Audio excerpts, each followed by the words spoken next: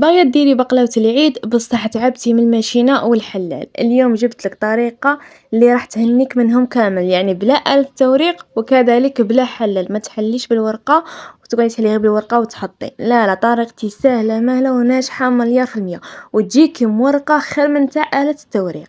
مورقة بورقة وتجي مقرمشة ومعسلة حتى القلب، وأكدوا لي على البنة. وكذلك البنات انا كانت للامانه تحرقت لي من تحت، كنت قادره ما نقولكمش تحرقت لي باسكو هي ما بايناش، مي قلت نقول لكم تحرقت لي باش نوريكم الخطا اللي طحت فيه. مالغري انا كنت واقفه على الفرن تاعي ومنقصه للنار ومطلعتها حتى للفوق ونحضي فيها، مي تحرقت. عرفت الغلطه اللي درتها، على بها قلت نشاركها معاكم ونقول لكم باش ما تطيحوش فيها. وانا البنات البقلاوه مداري نديرها ونعاود فيها باسكو على طريقه تاعي سهله مهله بلا تعب، وني متاكده لو كان تجربوها غادي تدهشكم النتيجه تاعها. بسم الله ونبديو في مكونات الوصفه تاعنا. هنا البنات نحتاجو في العجينه تاع البقلاوه 5 كيسان تاع فرينه معمرين كيما راكم تشوفوا، مع كاس تاع ليدام. انا هنا درت مارغرين سول. ونحتاج بنات كذلك مغرفه كبيره تاع لافاني، ونحتاجو حبه بيض، ونحتاجو المزهر ورشه تاع الملح. هنا كيما راكم تشوفوا فرغت ال5 كيسان تاع الفرينه، نديرو عليهم مغرفة تاع لافاني ورشة تاع الملح. البنات هاد المغرفة تاع لافاني يعني اوبليجي ديريها، تقدري ديري تاع الاكياس بصح انا نفضل تاع الميزان، تجي ريحتها قاطعه على تاع الاكياس. هنا البنات درت الرشه تاع الملح ونخلطو هاد النواشف مليح، ومن بعد نفرغو ليدام. بنات هذا ليدام يكون دافي، يعني ما ديريهش بارد، ديريه دافي بيه بالمزهر، حتى المزهر البنات دفيه. انا هنا البنات دفيت المزهر وغادي نفرغ فيه هذيك الحبه تاع البيض ونخلطوها مليح. كما قلت لكم ليدام يكون دافي والمزهر يكون دافي. كما قلت لكم كاين اللي تقولك زعما ما ديريش السمن بارد، ولا ليدام تاعك ديريه بارد، ما ديريش دافي ولا سخون، خليه حتى يبرد. شوفوا البنات باش ما ديرلك زعما حبيبات في البقلاوه تاعك، هنايا البنات خاصك السمن تاعك يكون دافي وكذلك المزهر يكون دافي. ماشي ديري السمن دافي ومن بعد عاود ديري المزهر بارد، هنا يدير لك الحبيبات اللي قد دفي المزهر ودفي ليدام تاعك. هنا كبيت هذاك الكاس الاول تاع المزهر اللي كنت خلطت معاه الحبه تاع البيض، وهنا نقعدوا نضيفوا المزهر. كما قلت لكم بنات المزهر يليق يكون دافي، ونلموا العجينه تاعنا. يعني هاد العجينه البنات تجيك سهله سهله وثاني تجي طريه. دوك تشوفوها بنات معايا، هنا راني ضفت المزهر حتى نلم العجينه تاعي. شوفوا البنات في العجينه طاحت لي قرعه تاع مزهر، قل شويه دوك نوريكم. انا يعني ضفت المزهر هكا البنات، صاي ما غاديش نزيد لها، غادي غير نلمها. كما قلت لكم العجينه اللي قد تجي طريه هكا البنات، غتبان لكم كي شغل مطلوقه بزاف، هي لا هي كي تلميها تولي نورمال تجي طريه بصح ما تتلاصقش. دوك تشوفوا البنات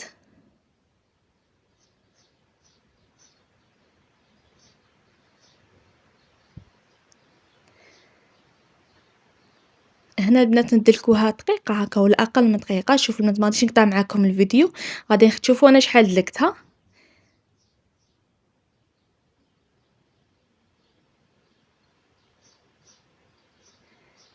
هنا البنات ندلكوها غير شويه.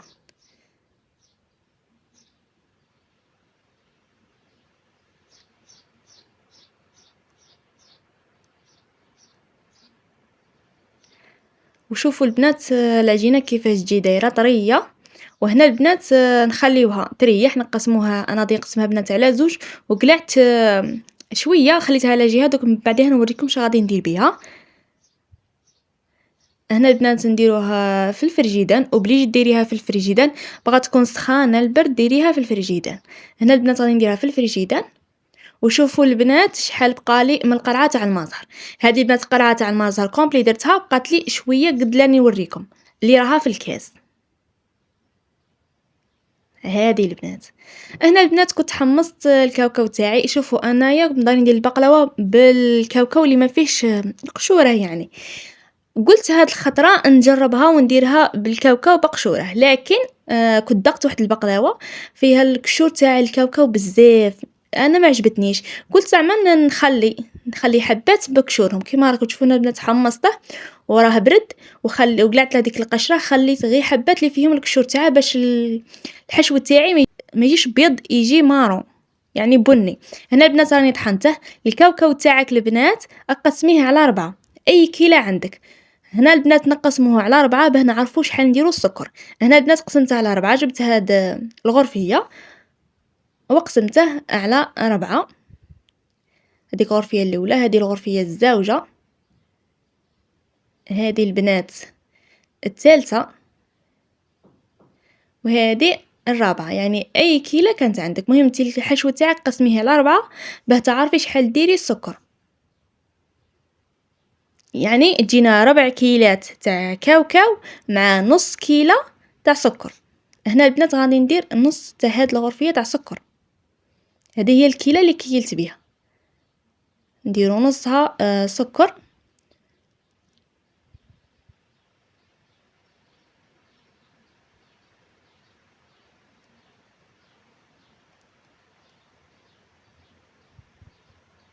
وهنا غادي نضيف لافاني، ونضيف كذلك قرفة.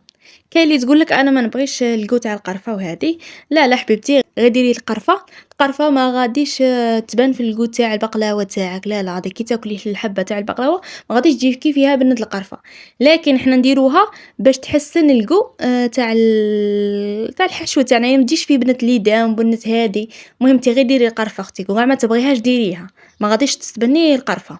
هنا نخلطو مليح هذاك السكر مع مع هذاك الكاوكاو، خلطوهم بنات مليح. هنا البنات كذلك نضيفو 5 مغارف ولا 6 مغارف كبار تاع المارغرين اللي تكوني درتي بها خدمتي بها في الاول، يعني 5 ولا 6 مغارف تاع مارغرين صول. انا درت صول، انت تبغي ديري اي نوع ديري اختي، ماشي شرط صول. هنا كما قلت لكم درت المارغرين، دخليها مليح في هذاك الكاوكاو والسكر، ومن بعد لمي الحشو تاعك بالمازهر.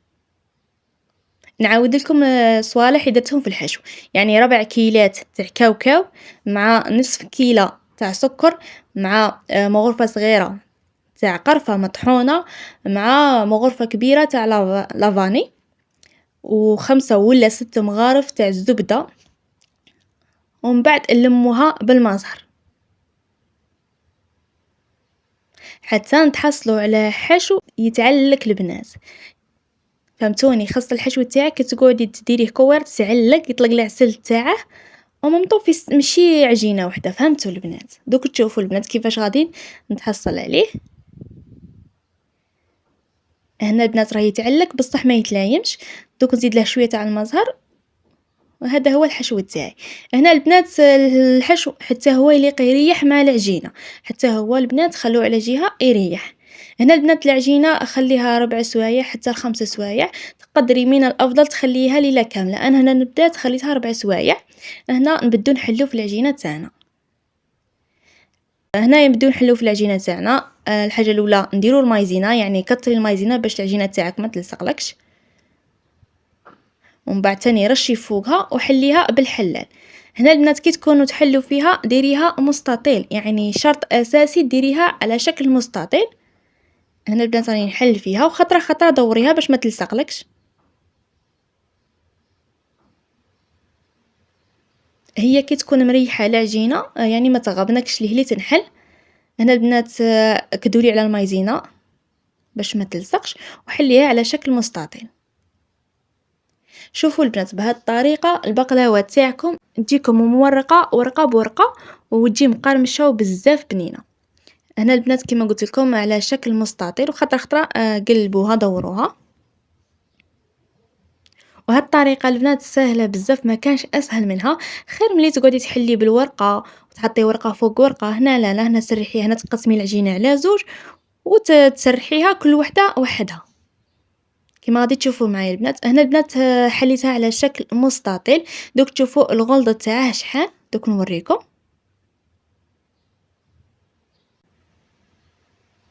شوفوا البنات الغلظة تاعه شحال يعني رقيق، ماشي رقيق بزاف حتى تولي يدكم تبات من التحت، لا شوية يعني. شوفوا البنات راني عاود وريتكم الغلظة تاعه شحال. هنا البنات جيبي المايزينا تاعك وسرحيها ومشيها مليح، يليق تمشيها مليح وديري كمية مليحة، بصح مشيها ما تخليهاش مكرفزة كل بلاصة هادي، لا مشيها كامل، ومن بعد حدي المنتصف وردي عليه كما درت انا، يعني حددت المنتصف ومن بعد رديت كل وحده في النص. فهمتوني البنات؟ هنا تاني غادي نفرش المايزينا ونمشيها مليح كيما راكم تشوفوا، والزائد ننفضه. فهمتوني البنات؟ مشيها مليح ومن بعد قلبي وحده على اختها كيما راكم تشوفوا، يعني راه باين في الفيديو. هنا البنات تاني عاود نرش المايزينا وكذلك نمشيها، وهنا نطلعوها نقص يعني نديرو كيما شفتوا في الفيديو. هنا البنات كاين اللي تبغي بزاف طبقات ديري كيما ها، انا لا انا غادي نديرها كيما هكا باش ما تجيكش بزاف تاع الطبقات، نتيو كيما تبغي. هنا البنات حطوا هذاك حطوها على جهه ونجبدوا النصف الثاني اللي باقي حتى هو نحلوه على شكل مستطيل كيما راكم تشوفوا. وهنا البنات شوفوا الغلظه راني عاود وريتكم، هنا فرشت المايزينا ومشيتها. شوفوا هنا البنات غادي نقسمها في النص، دوك تشوفوا معايا يعني بصبعي ندير هكا خط هكا البنات في المنتصف، ومن بعد نرد عليه كيما راكم تشوفوا، يعني راه موضح في الفيديو، ونجيب تاني النص الثاني وندير له كيما ها. من بعد ندير المايزينا ونمشيها كذلك مليح والزائد ننفضه،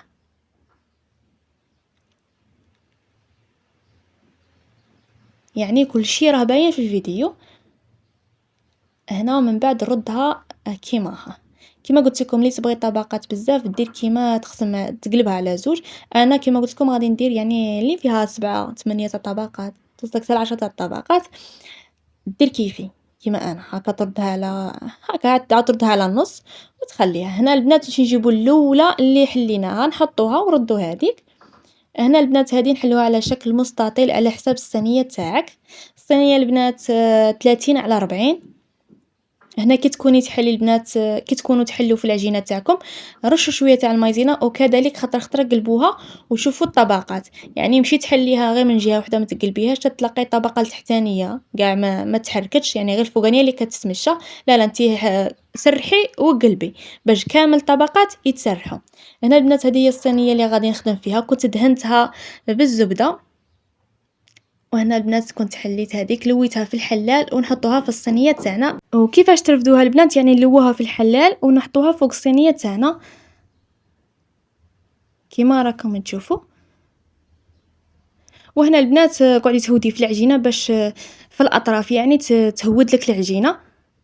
هنا البنات جبت الحشو تاعي وغادي نسرحه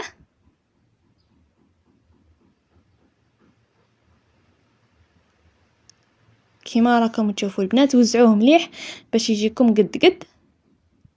هنا نمشيو نحلو العجينه الزوجه بعد ما سرحنا الحشو، حتى هي البنات نرشوا المايزينا ونحلوها ونقعدوا نحركوا فيها باش الطبقات ما يهربوش على بعضياتهم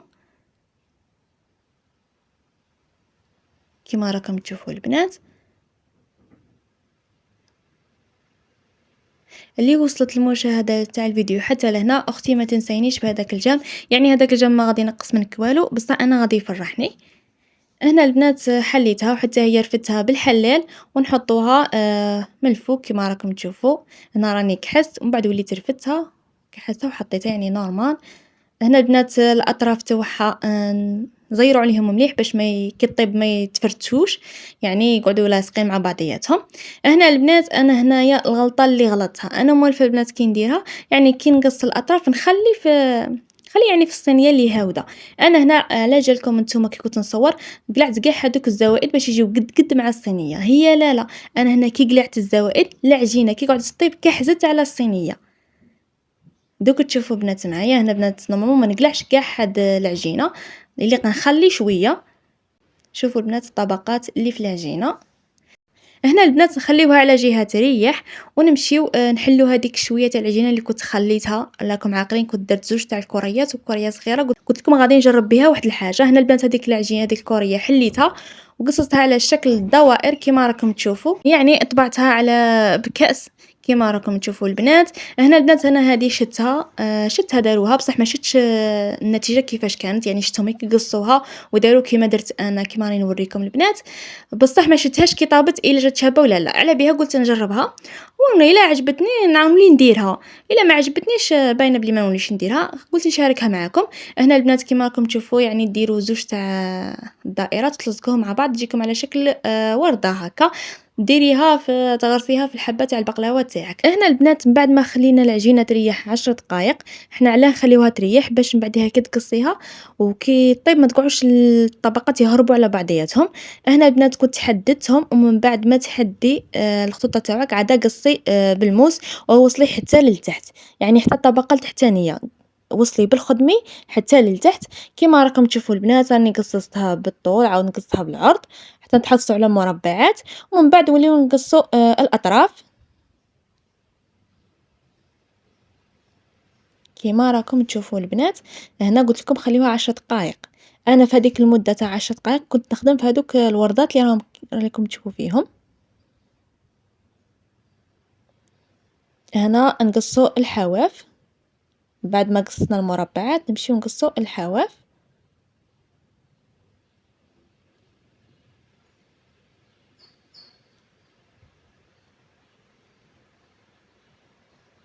هنا البنات نلصقوا في الوردات، يعني ديري الوردة تاعك ومن بعد تتحيها بحبة كاوكاو ولا حبة لوزة. انا البنات شدتها كيماها يعني ما شدتهاش حتى طابت، على بها قلت نجربها، وهي انا كي شدتهم ما حطوش النتيجة تاعها كي جات عرفت باللي شغل ما تجيش شابة حتى لتم، مي قلت نجربها بالك على ربي. المهم البنات انا كي جربتها من بعد ما طابت ما عجبتنيش، دوك تشوفوها البنات كيفاش تجي. المهم هكا كي تشوفيها تعجبك تقولي غادي تجي واو شابة، بصح هي لا ما تجيش شابة.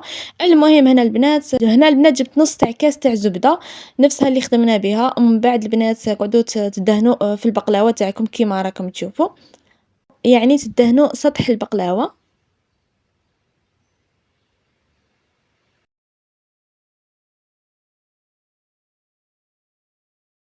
هنا البنات كيما راكم تشوفوا راني معليتها هنا حتى للفوق وشعلي عليها من التحت كيما شفتوا، يعني ما بغاش تحمر من الفوق، يعني الاطراف ما بغاوش يحمروا. علاه ما بغاوش يحمروا الاطراف؟ العجينه كانت كيحزه على الصينيه على بها الاطراف ما حماروش وهي كانت حرقت من التحت، وانا نستنى في الاطراف يحمروا، فهمتوني البنات؟ كي شفتهم ما حماروش قلت ما عليه راه فات الوقت ما تكون طابت، وليت هبطتها لتحت مالغري كيما شفتوا البنات ما كانتش حمراء من الاطراف، يعني غير انا شدت شغل بزاف طولت وليت هودتها لتحت وشعلت عليها من الفوق. هنا البنات كي شعلت من الفوق راكم تشوفوا حمارات كيما هكا تشوفوا تقولوا ما نحرقتش من التحت، هي لا دوك كي نقسمها نشوفها بلي كي قسمتها البنات تخلعت لقيتها محروقه من التحت. المهم البنات هنايا كي من بعد ما طابت لي من الفوق جبتها هي سخونه والعسل يكون بارد، انا هنا عسلت بالعسل المرجان. المهم كما قلت لكم هي تكون سخونه والعسل يكون بارد ونعسلوها تاعنا. هنا في هاد الصينيه 30 على 40 تحتاجي فيها كيلو و200 غرام تاع العسل، كما راكم تشوفوا هذا الكيلو الاول، وهذه البنات درت منها النص كيما راكم تشوفوا. هنا البنات كي تعسليها خليها على الاقل 5 سوايع 6 سوايع ليله كامله، ومن بعد تديروها يعني تولي واجده الاكل. هنا البنات انا كنت عسلتها وخليتها، وانا الصدمه كي كنت نقسم فيها لقيتها باللي تحرقت من التحت. انا كي شفتها تحرقت من التحت عرفت الغلطه تاعي. البنات يليق العجينه ما تقصوهاش بزاف، خليوها العجينه طايحه على الصينيه خاطرش هي كي طيب تكمش شويه، وحنا كيش نعرفوها بلي طابت من التحت يليق نشوفوا الاطراف حمارو. حنا ياك البقلاوه تاعنا نشعلوا عليها من التحت وكي تشوفوا الاطراف حمارو نطفيو من التحت ونشعلوا من الفوق، هذه هي. انا البنات قعدت نستنى فيها فوق تحمار من الاطراف باش نطفيه من التحت ونشعل من الفوق، هي مبغاش تحمر من الاطراف. علاه؟ باسكو العجينه كطالعه على الصينيه على بها ما حمارتش وتحرقت لي من التحت. هنا البنات من بعد ما فاتت وقت 4 سوايع ولا 5 والله ما عقلت شحال خليتها.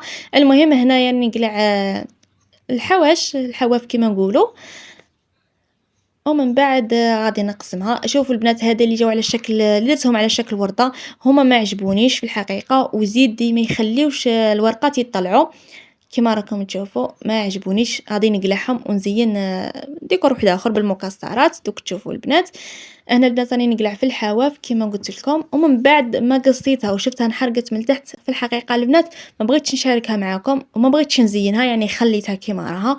ومن بعد ولاو قالوا لي معليش وريها لهم ووري لهم الغلطة اللي طحتي فيها، يعني أنا موالفة نديرها البقلاوة كيما قلت لكم، موالفة نديرها وشحال من مرة نديرها، بصح هذه أول مرة انحرقت لي ما عرفتش علاه.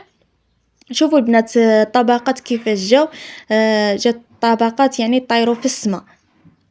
هي جات البنات بزاف بنينه لكن تحرقت لي من التحت، قلت لكم الغلطه اللي درتها انا. وهذوك البنات هذوك الشكل تاع الورده ما عجبتنيش كيما قلت لكم، في الشكل ماشي شابه وفي نفس الوقت ما تخليش العجينه تطلع. هنا البنات غادي نزينها ونولي لكم. المهم البنات ما تنساوش ديروا لي جيم وتبارطاجيو لي هذا الفيديو مع كامل حبابكم. الى اللقاء في فيديو اخر ان شاء الله.